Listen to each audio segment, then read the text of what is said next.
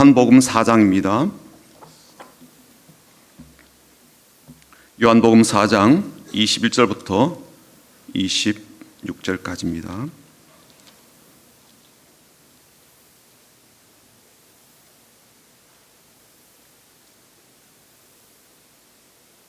요한복음 4장 21절부터 26절까지 우리 같이 읽어보겠습니다. 요한복음 4장 21절부터 26절까지입니다. 같이 읽겠습니다. 예수께서 이르시되 여자여 내 말을 믿으라. 이 산에서도 말고 예루살렘에서도 말고 너희가 아버지께 예배할 때가 이르리라. 너희는 알지 못하는 것을 예배하고 우리는 아는 것을 예배하노니 이는 구원이 유대인에게서 남이라. 아버지께 참되게 예배하는 자들은 영과 진리로 예배할 때가 오나니 곧 이때라. 아버지께서는 자기에게 이렇게 예배하는 자들을 찾으시느니라. 하나님은 영이시니 예배하는 자가 영과 진리로 예배할지니라. 여자가 이르되 메시아 곧 그리스도라 하는 이가 오실 줄을 내가 아노니 그가 오시면 모든 것을 우리에게 알려주시리이다. 예수께서 이르시되 내게 말하는 내가 그라 하시니라. 아멘. 지구가 끓고 있다라고 할 정도로 덥기도 하고요. 또 그로 인한 기상 이변이 세계 곳곳에서 발생을 하고 있습니다. 특별히 이번 주와 이제 다음 주가 휴가철인데요. 쉼 있는 시간이 되기도 하겠지만 안전하게 다녀오는 것도 거의 못지않게 중요하다고 생각이 됩니다. 폭염이 계속되는 8월에도 하나님의 은혜 가운데 잘 지낼 수 있도록 또 우리가 믿음에 있어서 끈을 놓치지 않고 굳건하게 붙잡고 나가는 그런 여름철이 될 수 있도록 우리 앞뒤 좌우로 보시면서 축복하고 격려하고 인사하도록 하겠습니다. 주님의 이름으로 축복합니다 라고 인사하겠습니다. 주님의 이름으로 축복합니다. 주님의 이름으로 축복합니다. 주님의 이름으로 축복합니다.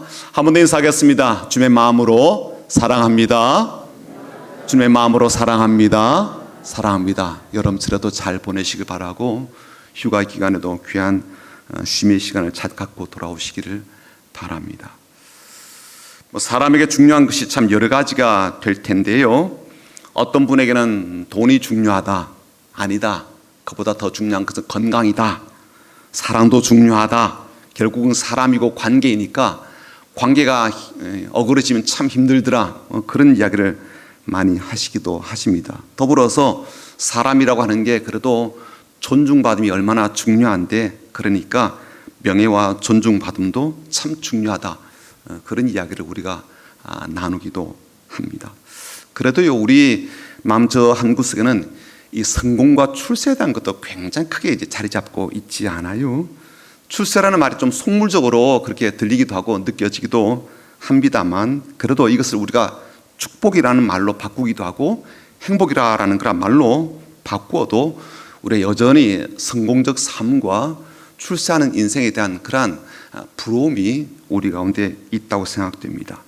자, 그래서 이렇게 중요하다고 생각되는 그러한 것들을 우리가 위해서 활동을 하게 되는데 이 우리의 다양한 활동들을 살펴보게 되면 두 가지로 압축이 되더라고요. 한 가지는 일입니다. 일. 또 한 가지는 쉼, 휴식이에요. 사람은 이 두 가지를 피할 수가 없죠. 반드시 필요한 겁니다. 일하지 않고 살 수 있는 사람이 어디 있겠습니까? 그리고 그토록 중요하게 여기는 그 돈도 일을 해야 벌 수가 있으니까요. 그렇게 사람이 중요하고 관계가 중요하고 사랑이 중요하다라고 하는데 그 모든 것에도요 일하지 않고 돈이 없이 되는 건 아니다라고 여겨집니다. 심지어 성공을 우리가 위해서 살고요 출세를 위해서 산다면 더욱더 일에 매진하지 않을 수가 없죠. 아닌 말로 자신이 하는 일에서 성공하지 않고 어떻게 인생에서 출세했다라고 말을 할 수가 있고 자랑할 수가 있겠습니까? 그러므로 일이라고 하는 것은요 돈과 연결이 되어 있고 성공과 밀접하게 관련이 되어 있고 인생에 아주 중요한 무게감을 주는 그러한 것이기도 하기 때문에 일에 대해서는요 우리가 거의 신을 숭배하듯 그렇게 예배하는 것처럼 합니다. 마지못해서 내가 일해 그런 사람들조차도 그 일 자체가 굉장히 우상화되어 있고요 하나님께 예배하듯 그렇게 하고 있거든요. 예를 한번 들어볼게요. 왜 이렇게 사교육비에 엄청나게 많은 그런 것들이 들어감도 불구하고 부모들은요, 아이들을 학원으로 보내고 있습니까? 결국 좋은 학교를 나와야 좋은 일자리를 얻을 수가 있고, 또 그렇게 계속해서 자신의 가치를 업그레이드 해야 남들보다 나은 성공을 쟁취할 수 있기 때문 아닙니까? 그래서 아이들도 부모들도요, 막 그 목표점 향해서 이제 뭐 달려가는 거죠. 그리고 애들이 잘 안 가려고 그러니까 막 우리가 채찍질 해서라도 막 그렇게 몰아가기도 합니다.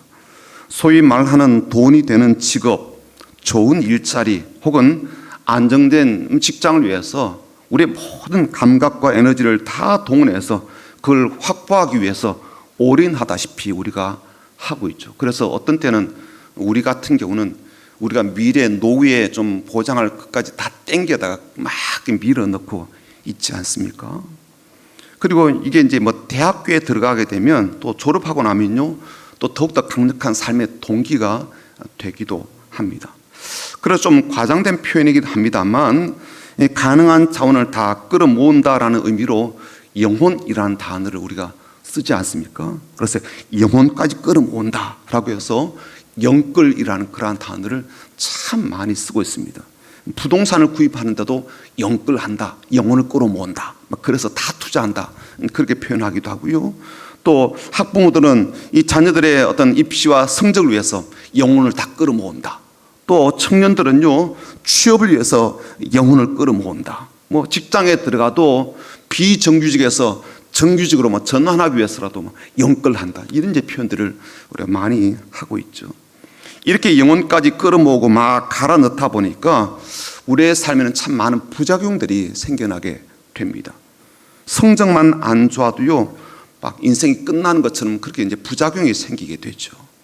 직장에서 해고되거나 직장을 그만두게 되면요, 내 삶의 모든 가치를 상실한 것처럼 그렇게 낙담하기도 합니다. 단지 직장을 그만두고 그 일을 하지 못하게 되었을 뿐인데 여전히 뭐 나는 나잖아요. 그럼에도 불구하고 직장에 더 이상 출근하지 않게 되었다라는 이유로요, 인생에 대해서 굉장히 부끄러워하더라고요. 그래서 어디 이렇게 만나지를 못해요. 부끄러워서. 직장 잃었다라는 것 때문에. 공부를 못한다고 해서 인생을 실패한 건 아니잖아요. 직장에서 퇴직당했다라고 해서 인생까지 실패한 것은 아니거든요.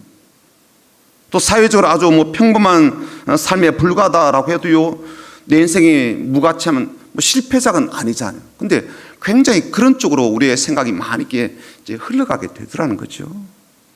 하지만 그동안 우리가 우리의 직업과 일에 대해서 얼마나 숭배하고 의존적이었는지, 그리고 직장과 일을 통해서 우리의 가치를 평가하는 일에 익숙해 있어서 이토록 인생에 대해서 이야기할 때도요, 일과 관련된 그러한 기준을 가지고 인생에 대해서 말을 하기도 하고 심지어 결론까지 막 내기도 한단 말이에요.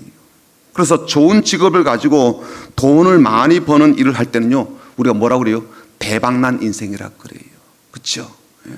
그런 사람 막 사위로 삼고 싶어하고, 또 반대로 그렇지 못하여서 별 볼 일 없는 그러한 직장이라든지 혹은 연봉이 이제 쥐꼬리 같다 그러면요, 끝장난 인생이다. 뭐 그렇게 이제 생각을 하기도 한단 말이죠. 좀 과장된 표현이긴 합니다만 생각대로 상당히 좀 그렇게 우리가 흘러가고 있다는 거예요. 그러다 보니까 우리의 인생에 있어서 일이라고 하는 게 매우 중요한 활동처럼 여기게 되었습니다. 또 다른 한 가지 이미 말씀드린 대로 이제 휴식에 관한 것입니다. 근데 이 쉼이라고 하는 것도요, 우리들에게 있어서 이 삶에 있어서 왜곡된 또 하나의 문제로 자리 잡고 있다고 여겨집니다. 성공을 숭배하고 일에 대해서 숭배하는 것으로 인해서 우리는요, 쉼에 대한 이 부분조차도 본래적 의미가 사라지고 그 목적조차 뒤바뀌어지게 되었다는 거예요. 사실 우리는요, 쉬기 위해서 일을 하잖아요. 그렇죠? 잘 쉬는 것도 그만큼 중요합니다. 그런데 일이 우리에게 거의 우상화되다시피 하다 보니까 쉼조차도 그 일을 잘 해내기 위한 수단으로 이제 전락하게 된 거예요. 그래서 휴식이든 휴가조차도요, 막 전투적으로 하게 되는 거죠. 어떤 의미로요? 일을 해야 되니까. 생산성을 높이기 위한 휴가가 되고 효율성을 극대화하기 위한 그러한 쉼이 되고요. 좀 더 높은 성공에 근접하기 위한 휴식이 되어버리는 경우가 많습니다.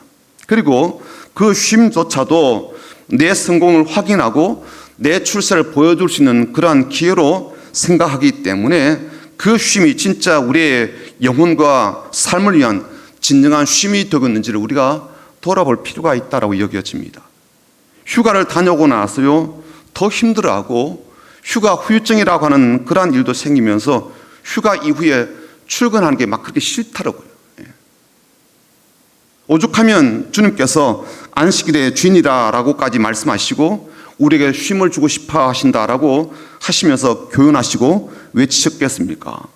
쉼도 일의 연장선이 되고 있고 휴식도 성공의 연장선이 되어버렸고 휴가조차도 출세와 자랑의 연장선이 되어버린 그러한 이들이 많고요. 그러한 일들도 많다고 생각됩니다.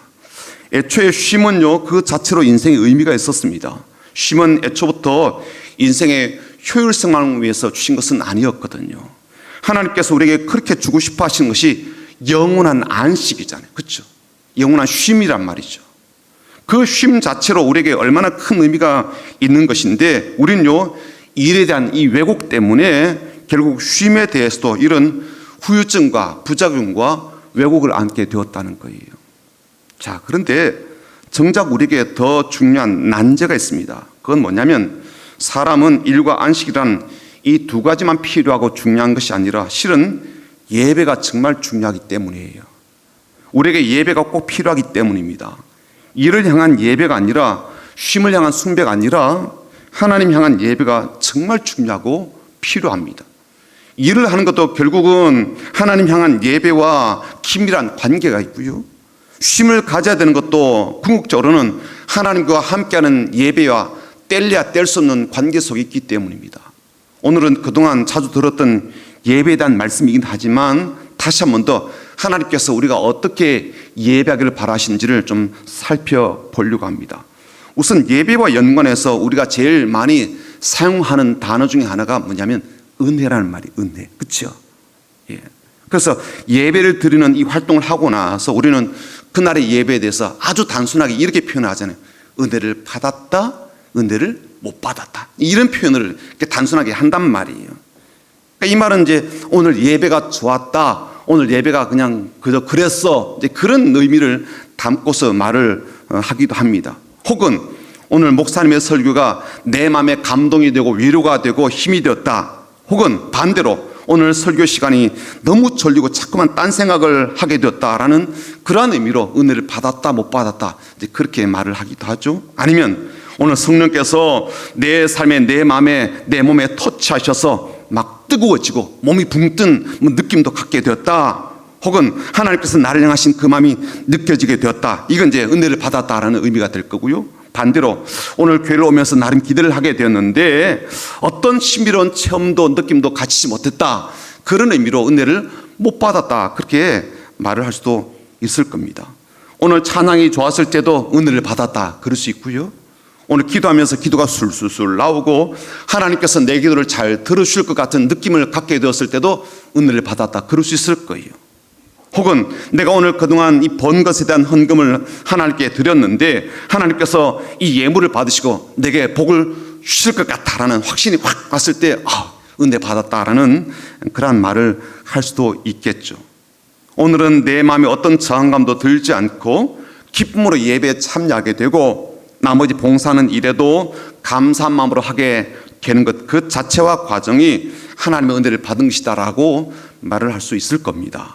그런데 우리가 하나님을 위한 예배자라고 하는 그런 관점을 가지고 우리가 드리는 예배를 가만히 들여다보면요, 예배를 위한 헌신자라기보다는 예배를 소비하는 그러한 사람으로 그렇게 살 때가 적지 않다라는 거예요. 오늘 그것을 좀 생각해 보려고 합니다.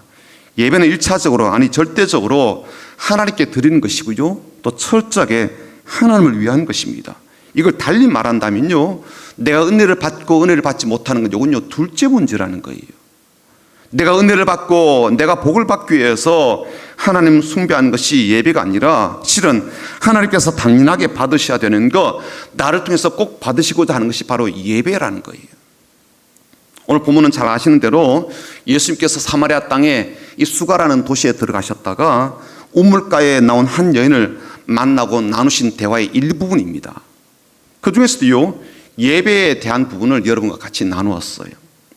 주는 예배에 대해서 계속적으로 반복하신 말씀인데 그건 뭐냐면 아버지께 예배한다라는 말이 있어요. 아버지께 예배한다. 절대적으로 하나님을 위한 것이 예배이기 때문에 예배는 하나님이 기뻐하시는 것이 이제 목적이 되어야 되는 거죠. 하나님께서 좋아하시는 것이 이유가 되어야 되는 거예요. 하나님이 즐거워하시는 것이 바로 예배의 목표인 것이죠. 철저하게 하나님 중심이 되는 것, 이게 바로 예배라는 겁니다. 명절에 우리가 부모님을 찾아뵙는 것도요, 뭐 내 기쁨 혹은 우리 아이들이 받게 되는 용돈 혹은 칭찬을 받게 되는 것, 이것 때문이라기보다는 부모님께서 자식인 우리를 이제 기다리고 있잖아요. 우리를 보고 싶어 하잖아요. 그리고 우리를 보면서 참 기뻐하잖아요. 그분들이. 그분 참 행복해 하거든요. 그러므로 예배 초점도 철저하게 하나님이시고요. 예배 목적은 뭐예요? 하나님을 기쁘시게 하는 것. 여기에 다 집중되어 있는 거죠. 그리고 예배에 대한 이런 목적성이 중요한 것은 이렇게 개념이 정리가 되고 마음이 바로 잡혀 있어야 예배를 통해서 우리가 받게 될 은혜에 대한 생각도 우리가 바로 정리가 되기 때문입니다. 하나님께서 나의 예배, 나의 찬송, 나의 기도, 나의 헌신, 내가 드리는 헌금과 봉사, 이 모든 것을 기쁨으로 받으시는 것이 실은 나에게 가장 큰 은혜가 되는 거죠. 내가 좋았다 안 좋았다, 이것이 내가 은혜 받은 그러한 것에 대한 기준이 아니라 하나님이 기뻐하셨나 아니냐, 이것이 바로 은혜에 대한 기준이 된다는 거죠. 하나님이 기뻐하셨으면요, 비로소 나에게도 은혜가 되는 겁니다. 하나님께서 기뻐하지 않으셨을 것이라면 설사 내가 느끼기에 은혜가 되었다 할지라도 그건요, 자기 만족적인 기쁨에 불과할 수가 있기 때문이죠. 자, 그렇다면 하나님께서 기뻐하시는 예배는 어떻게 드려야 되는가?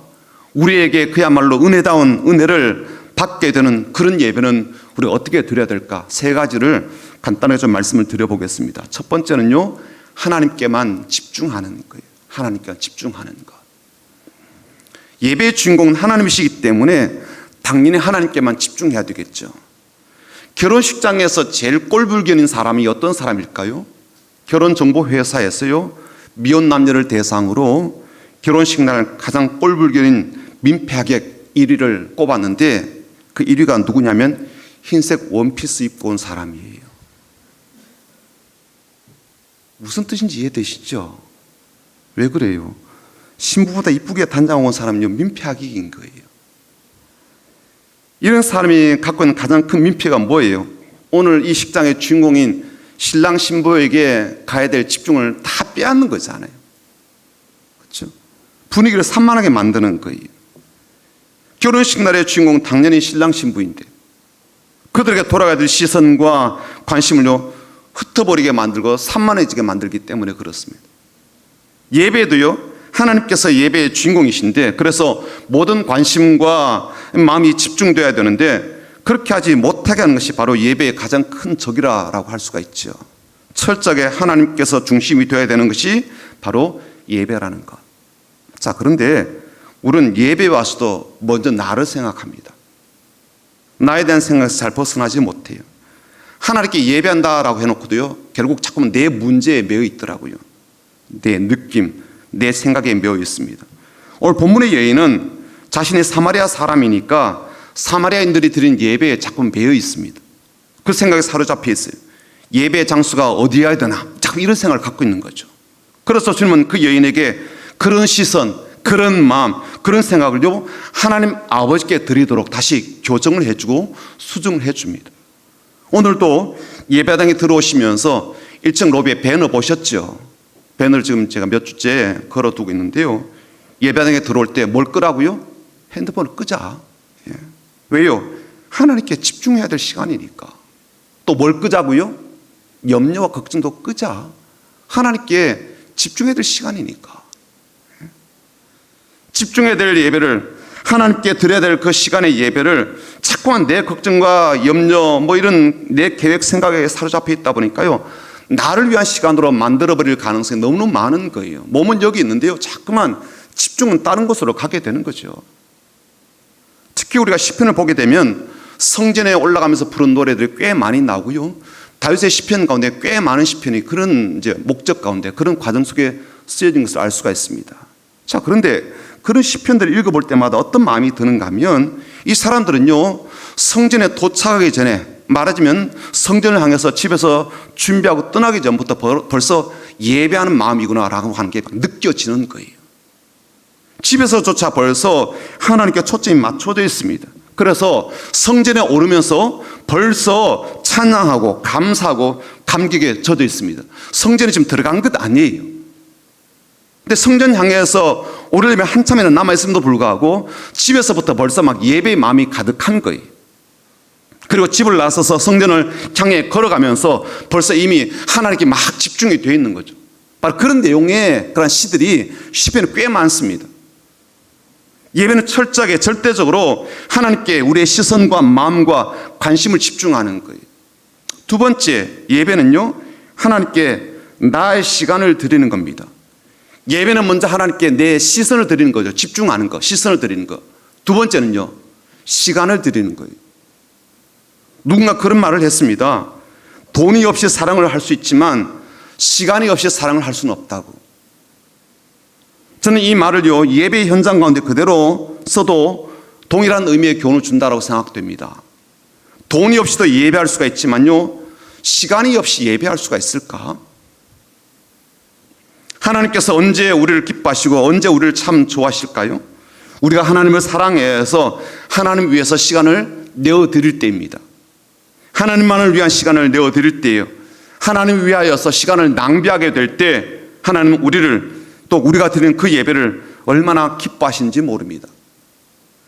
여러분, 우리가 예배하면서 착각하지 말해야 될 것 중 하나가 바로 이 부분입니다. 우린요, 하나님 앞에 예물을 드리는 것에 대해서 굉장히 많은 의미를 두죠.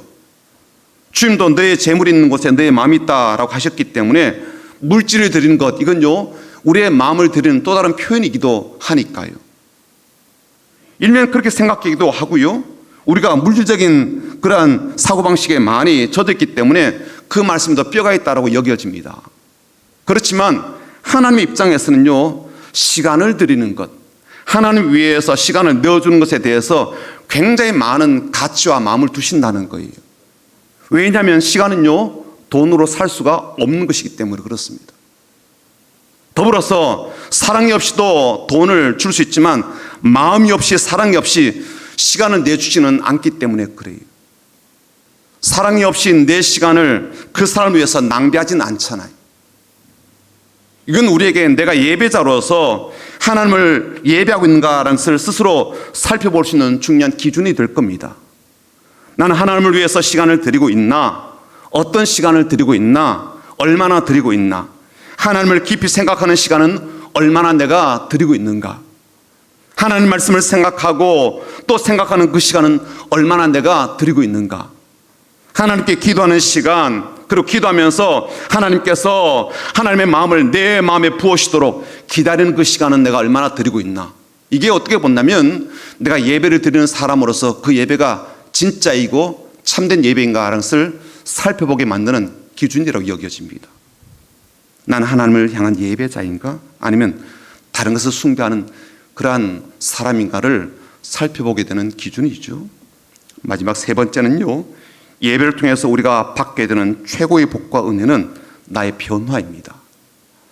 하나님께서 예배를 통해서 우리에게 주신 은혜는요, 단지 내가 좋았다라는 그런 느낌만이 아니에요. 긍정적인 느낌을 갖게 되고요, 또 염려를 내려놓게 되고 문제가 잘 풀려질 것이다라는 그런 느낌을 받게 되는 것, 이것도 나름 좋은 것이죠. 병이 깨끗하게 치유될 것이라는 그런 생각이 마음에 자리 잡게 되는 것, 평안이 임하게 되는 것, 이것도 나쁜 것은 아닙니다. 물론 그런 현상들이 다 은혜가 아니다, 복이 아니다, 그런 뜻이 아니라는 거예요. 문제는요, 은혜를 받았음에도 불구하고 내가 변하지 않는다면, 그 예배를 통해서 내 삶에 영향을 주고 내 걸음이 달라지지 않는다면, 내 삶에서 인내하는 모습으로 바뀌어지거나 양보하는 모습으로 바뀌어지거나 남들을 배려하는 마음가짐으로 바뀌어지거나 생각이 바뀌어지거나 말이 바뀌어지거나 습관이 바뀌어지거나 판단의 기준이 전혀 바뀌지 않는다면 그 예배는 우리가 하나님께 제대로 드린 그런 예배인가라는 것을 좀 생각해 볼 필요가 있지요. 오늘 본문을 한번 볼까요? 23절과 24절이에요. 같이 한번 읽어보겠습니다. 23절 24절이에요. 아버지께 참되게 예배하는 자들은 영과 진리로 예배할 때가 오나니 곧 이때라. 아버지께서는 자기에게 이렇게 예배하는 자들을 찾으시느니라. 하나님은 영이시니 예배하는 자가 영과 진리로 예배할지니라. 두 번이나 강조된 부분이 뭐냐면요, 아버지께 참되게 예배하는 자들은 어떻게 예배한다고요? 영과 진리로 예배한다. 그렇게 되어 있죠. 이렇게 예배하는 자를 하나님이 찾고 계신데요. 물론 영과 진리로 예배한다라는 말은요, 굉장히 좀 포괄적이고 추상적인 말이어서 딱 꼬집어서 말을 할 수 없어요. 예를 든다면 하나님은 영이시고 사람이 아니어서 사람에게 하는 방식으로 하면 안 된다, 그런 뜻으로도 해석될 수가 있겠죠. 하나님께서 말씀하신 그 사람은 진리를 따라 예배해야 된다, 뭐 그런 의미일 수도 있을 것 같고요.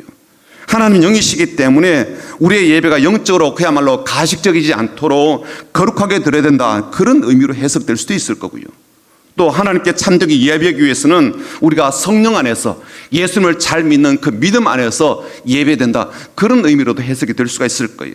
그런데 어떤 식으로 해석하게 되건 아주 분명한 사실이 있어요. 그건 뭐냐면 진리 가운데서 예배하고 그리고 성령 가운데서 예배하고 영이신 하나님 앞에 나가 예배를 하는 사람에게는요, 아무런 변화가 없을 수가 없다는 거예요.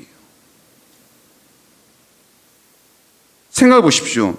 예수님 만나서 대화를 나누었던 그 여인이요, 예수님 통해서 예배에 대한 진리, 예배에 대한 말씀을 듣고 나서 이 여인이 어떻게 변화되었어요?